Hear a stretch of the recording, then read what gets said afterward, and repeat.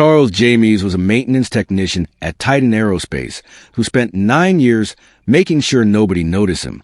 He had no name tag on his uniform and kept his head down during meetings. When a collision alarm went off during an executive presentation, everyone panicked except Charles. His body moved like a soldier instead of a technician, and then a voice on the emergency frequency called out a name that had been deleted from military records 9 years ago. Spectre 1. Charles answered without thinking, and in that moment, his carefully hidden past came crashing into his present. Before we continue, we'd love to know where you're watching from. Seeing how far our stories travel reminds us that meaningful storytelling knows no borders. Charles woke up at 5:47 a.m. like he did every morning.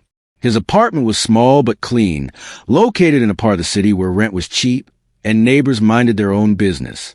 He made coffee in the same pot he had been using for 6 years, poured it into the same blue mug, and sat at the kitchen table to watch his daughter sleep on the couch in the living room.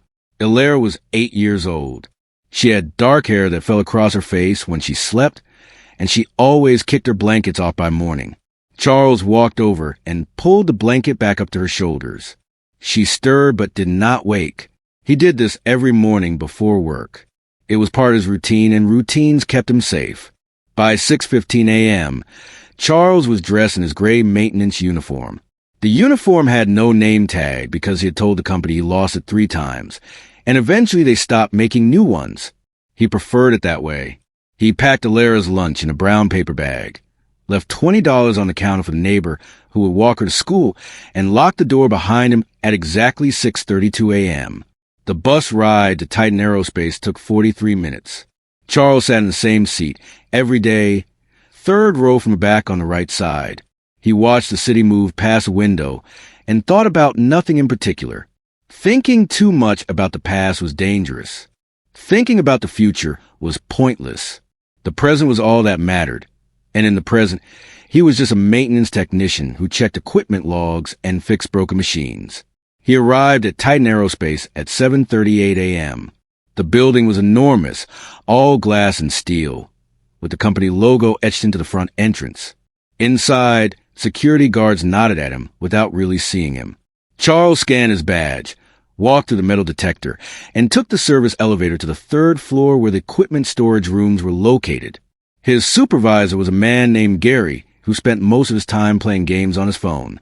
Gary looked up when Charles walked in and said good morning without meaning it.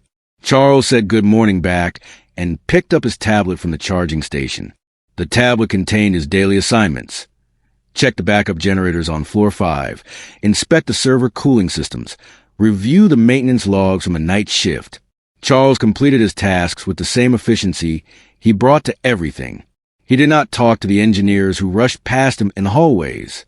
He did not make eye contact with the executives who rode the elevators. He was a ghost in a building full of important people, and that was exactly what he needed to be. At 10:15 a.m., Gary called him on the radio and told him to report to conference room A on the 9th floor. There was a problem with the climate control system, and someone important had complained about the temperature. Charles took the service elevator up and brought his toolbox, even though he knew the climate control system was working fine. People always complained when they were nervous, and today the 9th floor was full of nervous people. Conference room A was the largest meeting space in the building. It had floor-to-ceiling windows that looked out over the city, a table that could seat 30 people, and video screens mounted on every wall.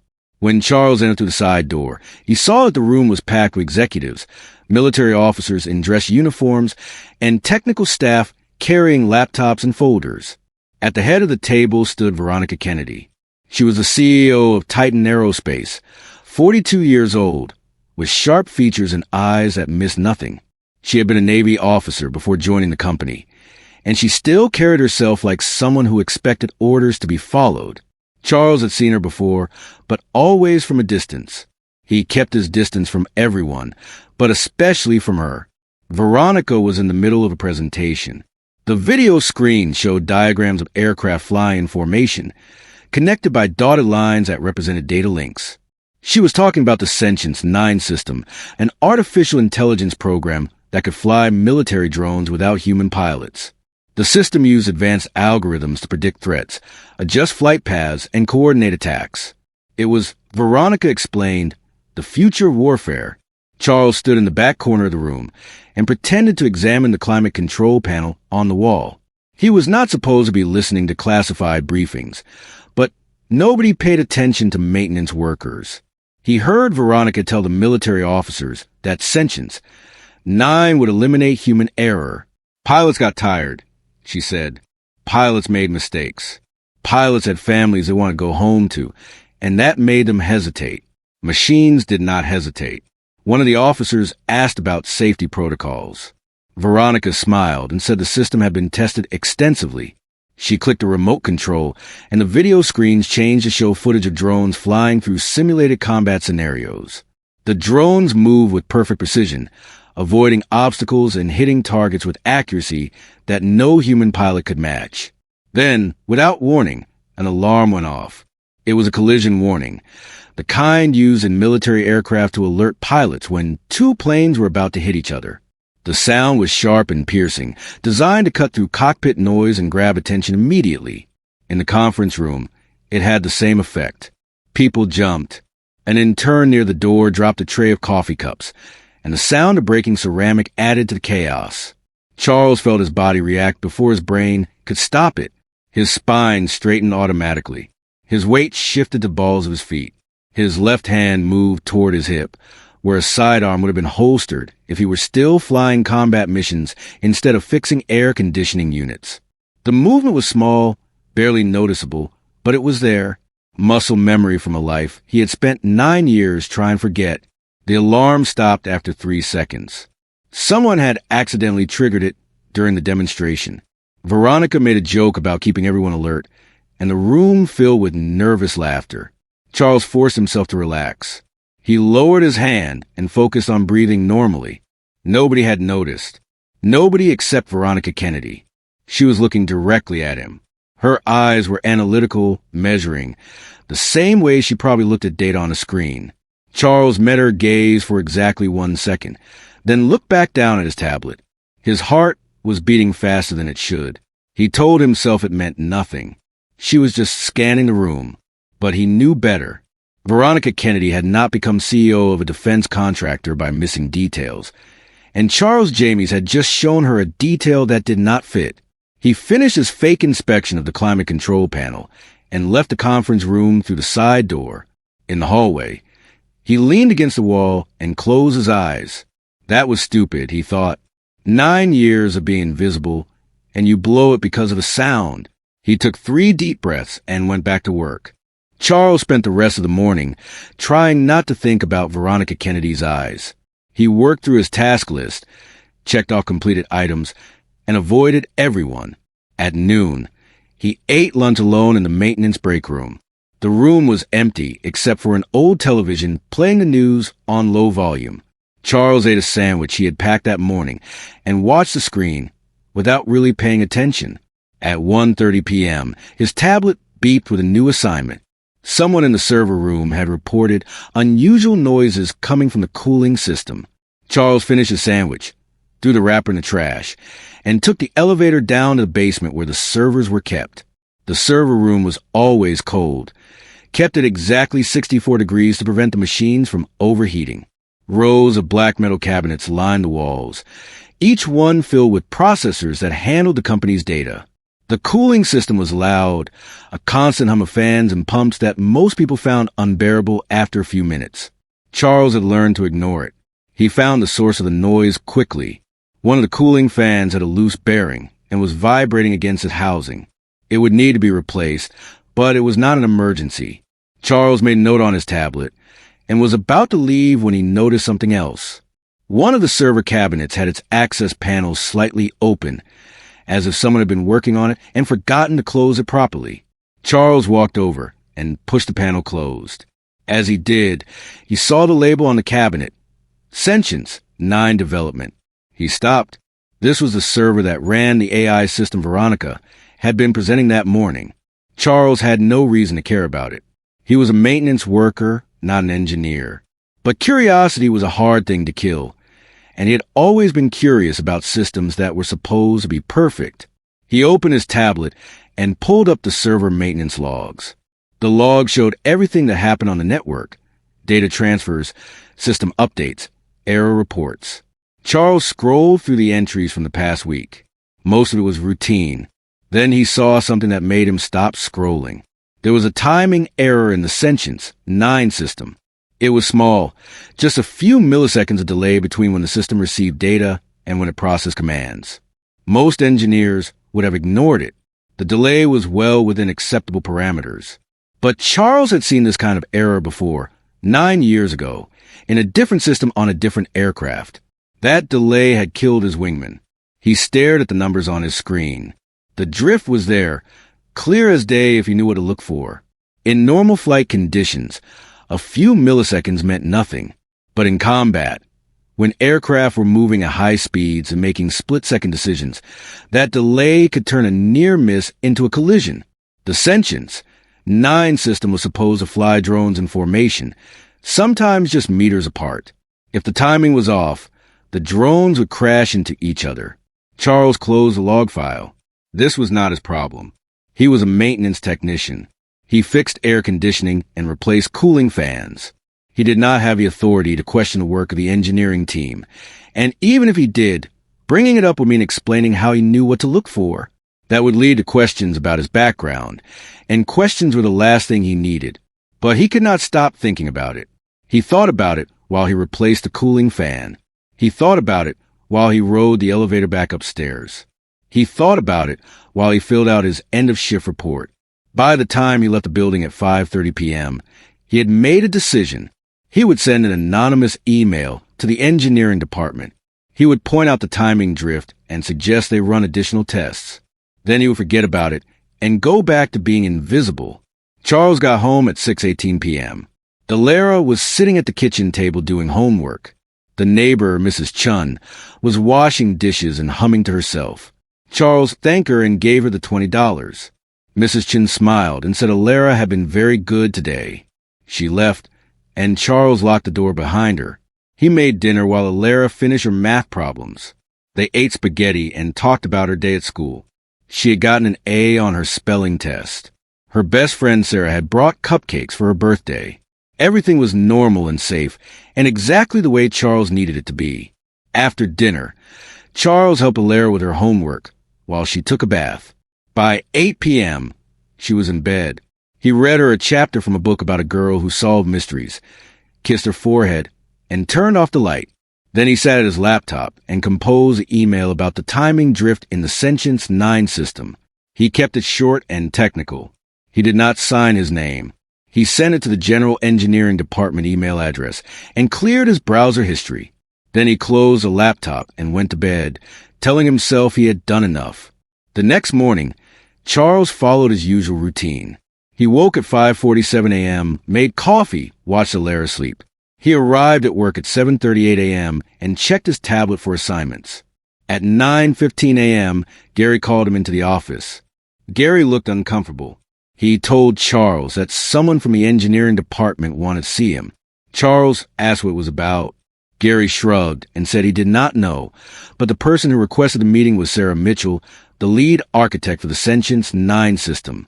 Charles felt his stomach tighten. He nodded and followed Gary upstairs. Sarah Mitchell's office was on the 7th floor.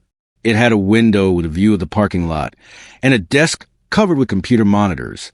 Sarah herself was 35, with short red hair and a permanent expression of impatience. She did not stand up when Charles entered. She did not offer him a seat. She just looked at him like he was something stuck to her shoe. She asked if he had sent an email about the Sentience 9 system. Charles said he had not. Sarah did not believe him. She said the email had come from an internal address, and the IT department had traced it to the network terminal in the server room. Charles had been the only maintenance worker with access to that room yesterday afternoon. Charles did not say anything. Sarah leaned back in her chair and explained, in a voice that made it clear she thought he was an idiot, that the timing drift he had mentioned was not a problem. The system was designed to operate within a range of acceptable delays. The engineers had run thousands of simulations. Everything was fine. She suggested that he stick to fixing air conditioners and leave the complex engineering to people who actually understood it. Charles felt anger rising in his chest, hot and dangerous. He wanted to tell her that he understood the system better than she ever would. He wanted to explain that he had flown missions where a few milliseconds meant the difference between life and death. He wanted to grab her by the shoulders and make her listen, but he did not do any of those things. Instead, he apologized for wasting her time and left the office. In the hallway, he stood very still and counted to 10. Then he went back to work. He told himself it did not matter. He had tried to warn them. If they wanted to ignore him, that was their choice. He would keep his head down and focus on getting home by 6 o'clock to see his daughter. That was all that mattered. But that night, lying in bed, Charles could not sleep. He kept thinking about the timing drift. He kept seeing the numbers in the log file. And he kept remembering the day 9 years ago when his wingman had died because of the exact same problem. If you've made it this far, you're clearly invested. You want to see where this goes. But most viewers enjoy the story and scroll away without subscribing. If this one really means something to you, tap subscribe. It takes a second. If not, chances are you'll forget this channel and miss a lot of great stories ahead. 3 days later, Titan Aerospace held a live demonstration of the Sentience 9 system. The event took place at a military testing facility 2 hours outside the city. Charles had no reason to be there, but Gary told him that all available staff were being sent to provide technical support. Charles tried to refuse, saying he had to pick up his daughter from school. Gary said the company was providing transportation, and everyone would be back by 5 o'clock. Charles had no choice. He called Mrs. Chun and asked her to watch Alara until he got home. The testing facility was surrounded by empty desert. A temporary viewing area had been set up with chairs, tables, and a large screen showing telemetry data from the drones. Military officers sat in the front row. Behind them were executives from Titan Aerospace, journalists with cameras, and investors who had paid millions for a chance to see the system in action. Charles stood in the back with the other technical staff. He watched the screen and tried not to think about the timing drift. On the screen, 6 drones appeared as blue dots moving across a map. They were flying in formation, exactly 3 meters apart, controlled entirely by the Sentience 9 AI. There were no human pilots. The system was making every decision on its own. Veronica Kennedy stood at a podium and provided commentary. She explained that the drones were about to perform a high-speed maneuver that would be impossible for human pilots to coordinate. The drones would fly through a narrow canyon, adjust their positions in real time, and emerge on the other side without losing formation. It was, she said, a perfect demonstration of machine superiority. The drones entered the canyon. On the screen, Charles watched their positions shift as they navigated the terrain. Everything looked normal for the first 15 seconds. Then he saw it. The timing drift was causing the drones to miscalculate their distances from each other. The error was small but growing. In another 10 seconds, 2 of the drones would collide. Charles did not think. He moved. He pushed through the crowd of technical staff and ran toward the control station, where Sarah Mitchell was monitoring the system. She looked up in surprise as he grabbed the emergency override controller from the table. Sarah yelled at him to stop. Security guards started moving in his direction. Charles ignored them all. He activated the override and connected to the military frequency. The system asked for authentication. Charles hesitated for half a second, then entered his old call sign, Spectre 1. The system accepted it. Somewhere in a classified database that was supposed to have been erased 9 years ago, his credentials still existed. His voice came out flat and certain. He gave commands to the drones in the precise language of military aviation. He told them to break formation, adjust altitude, and re-establish spacing. The drones responded immediately. On the screen, the blue dots separated. The collision was avoided. The drones exited the canyon safely and returned to base. The viewing area was completely silent. Everyone stared at Charles. He stood there holding the override controller, breathing hard, aware that it just destroyed 9 years of careful invisibility in less than 30 seconds. Sarah Mitchell looked like she wanted to kill him. The security guards had their hands on their weapons. Veronica Kennedy was walking toward him with an expression he could not read. Then one of the military officers stood up and started clapping. He was an older man with gray hair and medals on his chest. He said that what they had just witnessed was the fastest threat response he had seen in 40 years of service. Other officers joined the applause. The investors looked confused but impressed.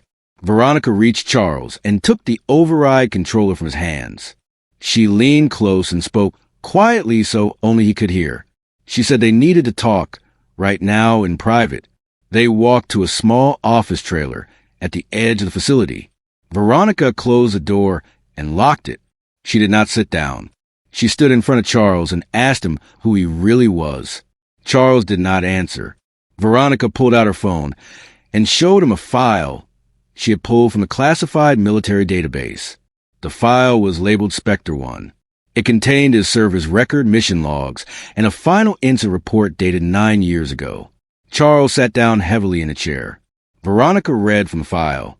She said that Charles James had been one of the best pilots in the Navy, assigned to classified missions in combat zones that officially did not exist. He had flown perfectly for 3 years until a mission went wrong. There had been a mid-air collision. His wingman died. The official report blamed equipment failure. But Charles had been quietly discharged and his records were sealed. Veronica asked why he had hidden his background. Charles told her the truth. He said he had a daughter who needed him, and he could not afford to have anyone digging into his past. He had changed his life completely, taken a job where nobody would notice him, and spent 9 years making sure he never did anything that would attract attention. Until today. Veronica was quiet for a moment. Then she said something that made Charles's blood run cold. She said she knew about the timing drift because she had been the one who caused it. 9 years ago, she had been a junior officer working on the development of an earlier AI system for a rival defense company. She had discovered the timing error in that system, but instead of reporting it, she had buried the information. She knew the error would cause a crash eventually, and when it did, her company's competitor would be discredited. She would be able to step in with a better system and secure her first major contract. Charles stared at her. She had let his wingman die. She had destroyed his career, and she had built her entire company on the foundation of that sabotage. Veronica did not look ashamed. She looked calculating. She said the past was the past, and what mattered now was that Charles had just saved a $100 million contract by preventing the drones from crashing. She needed him. The sentience 9 system had the same timing drift as the old system, and she needed someone who understood the problem to fix it quietly before anyone else noticed. Charles felt rage building inside him. He wanted to expose her. He wanted to tell everyone what she had done. But Veronica was smart. She reminded him that if he went public with accusations about a 9-year-old incident, there would be investigations. His sealed records would be opened. People would ask questions about his daughter. And Charles knew exactly where those questions would lead. Charles looked at Veronica Kennedy and made his decision. He told her he would help fix the sentience 9 system on one condition. He had to be home by 6 o'clock every single day, no exceptions, no questions asked. Veronica raised an eyebrow and asked why 6 o'clock was so important. Charles said it was personal.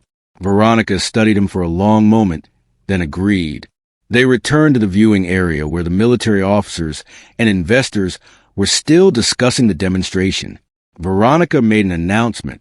She said that Charles James would be joining the Sentience 9 development team as a senior technical consultant. There would be some personnel changes in the engineering department to make room for new leadership. Sarah Mitchell, who was standing nearby, turned pale. Charles felt no satisfaction from this. He just wanted to go home.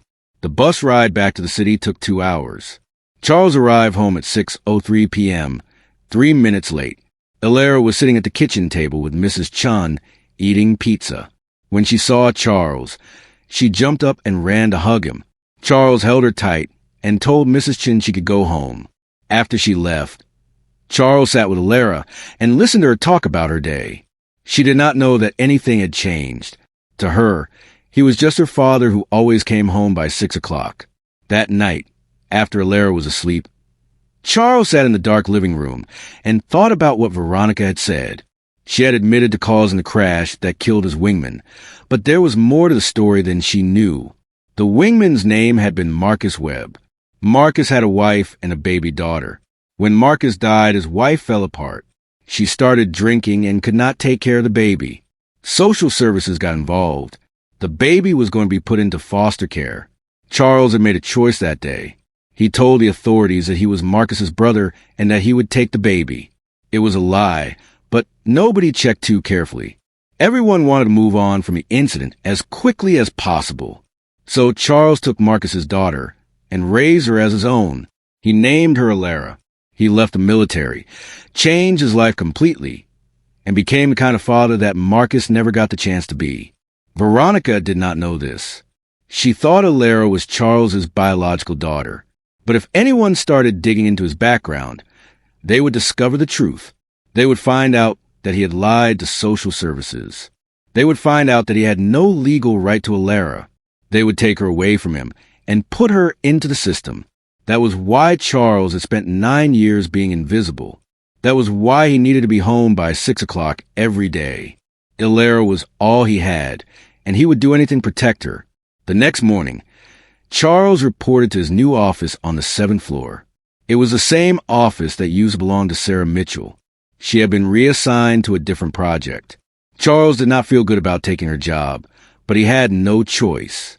He sat at the desk and pulled up the sentience 9 code on the computer. The timing drift was embedded deep in the system architecture. Fixing it would take weeks of careful work. He started making notes. He created a plan for testing and validation. He scheduled meetings with the engineering team. And every day, at exactly 5:30 p.m., he shut down his computer and left the building. People noticed. They made comments. Some of them complained to Veronica. But Veronica kept her word. She told everyone that Charles's schedule was not up for discussion. 2 weeks into his new position, Veronica called Charles into her office. She closed the door and asked him directly why 6 o'clock was so important. Charles knew this conversation was coming. He had prepared for it. He sat down across from her desk and told her the truth about Alara. He explained that Alara was not his biological daughter. She was Marcus Webb's daughter, the wingman who had died in the crash that Veronica had caused. When Marcus's wife could not care for Alara, Charles had stepped in. He had lied to social services and taken custody. He had spent 9 years raising her, and she was the only family he had. If anyone found out the truth, they would take her away. That was why he needed to be invisible. That was why he needed to be home by 6 o'clock every single day. Veronica's face did not change expression, but Charles could see her mind working. She was calculating the implications. If Charles's secret came out, it would raise questions about the original crash. Those questions would eventually lead back to her sabotage. They were tied together by the same incident, both protecting secrets that could destroy them. Charles leaned forward. He said he would fix the Sentience 9 system and make sure it never failed. He would be the best consultant she ever hired. But in return, she would protect his secret. She would never dig into his background. She would never ask questions about Alara. And she would make sure he was home by 6 o'clock every day. If she agreed to these terms, they would both get what they needed. If she refused, Charles would walk out the door and disappear, and she would have to explain to the military why her system kept having timing errors. Veronica was quiet for a long time. Then she stood up and walked to a window. She looked out at the city and said that she understood what it meant to protect something important. Her company was everything to her. She had sacrificed her integrity, her morals, and other people's lives to build it. She was not proud of that, but she was not ashamed either. Success required difficult choices. She turned back to Charles and extended her hand. She said they had a deal. Charles would fix the system, and she would protect his secret. They would never speak about the past again. Charles stood up and shook her hand. The agreement was made. Over the next month, Charles worked to eliminate the timing drift from the Sentience 9 system. He rewrote sections of code, adjusted the algorithms, and ran thousands of test simulations. The system became more stable. The military officers were impressed. The investors increased their funding. Titan Aerospace secured contracts worth billions of dollars. Charles did not care about any of that. He cared that every evening at 5:30 p.m., he could shut down a computer and leave the building. He cared that every evening at 6 p.m., he could walk to the door of his apartment and see Alara sitting at the kitchen table doing homework or watching television or reading a book. He cared that she was safe and happy and that she never had to know the truth about where she came from or what her father had done to keep her. One evening, about 6 weeks after the demonstration, Alara asked Charles why he had changed jobs. He told her that his boss had recognized he was good at fixing complicated problems and had given him more responsibility. Alara asked if that meant he made more money. Charles said yes, a little bit. Alara smiled and said maybe they could move to a bigger apartment. Charles smiled back and said maybe they could, but Charles knew they would never move. Moving meant paperwork and background checks and questions about his past. They would stay in the small apartment, where rent was cheap and neighbors minded their own business. They would maintain the same routine. Charles would wake up at 5:47 a.m. every morning and be home by 6 p.m. every evening. He would be invisible except when he needed to be seen, and he would protect Alara from the truth for as long as he could. Sometimes, late at night when Alara was asleep, Charles thought about Marcus Webb. He wondered what Marcus would think about the choices Charles had made. Would he be grateful that Charles had taken care of his daughter? Would he be angry that Charles had lied to everyone? Would he understand that sometimes love required breaking rules and hiding the truth? Charles would never know the answers to those questions. Marcus was gone, killed by a timing error that Veronica Kennedy had deliberately ignored. But Alara was here, alive and safe and loved. That was all that mattered. That was worth 9 years of invisibility. That was worth working for a woman who had caused his best friend's death. That was worth carrying secrets that could destroy everything if they ever came to light. Charles James was no longer Spectre One, the ghost pilot who flew classified missions in combat zones. He was a father who made breakfast every morning and checked homework every evening. He was a man who had traded one kind of danger for another, one kind of mission for another. And as long as he could walk through his apartment door at 6 p.m. and see his daughter's face, he would keep fighting that mission with everything he had. The geometry of his life had changed. The silence he maintained was different now, built not just on fear, but on purpose. He had found a new balance between his past and his present, between the man he used to be and the man he needed to become. And in that balance, there was something that looked almost like peace. This story teaches us that integrity matters more than ambition, and that speaking up about problems, even when it is difficult or risky, can save lives. Charles recognized a dangerous timing error that others dismissed because he had the experience and courage to trust his expertise. The story also shows us that love and responsibility sometimes require sacrifice, and that being a parent means putting your child's needs above everything else, including your own career, pride, or desire for justice.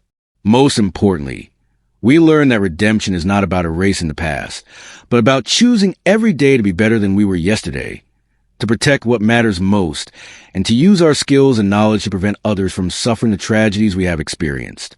True strength is not found in hiding from our past mistakes, but in using them to build a safer future for those we love. So here's the question. Are you subscribed yet? Thousands will hear this story and disappear without subscribing. Don't let that be you. If you're listening right now, help me prove a doubt wrong. My dad once said I'd never reach 1,000 subscribers, but I believe stories like this deserve to live on. Subscribe to this channel and help keep these stories breathing. Now tell me, do you want part 2?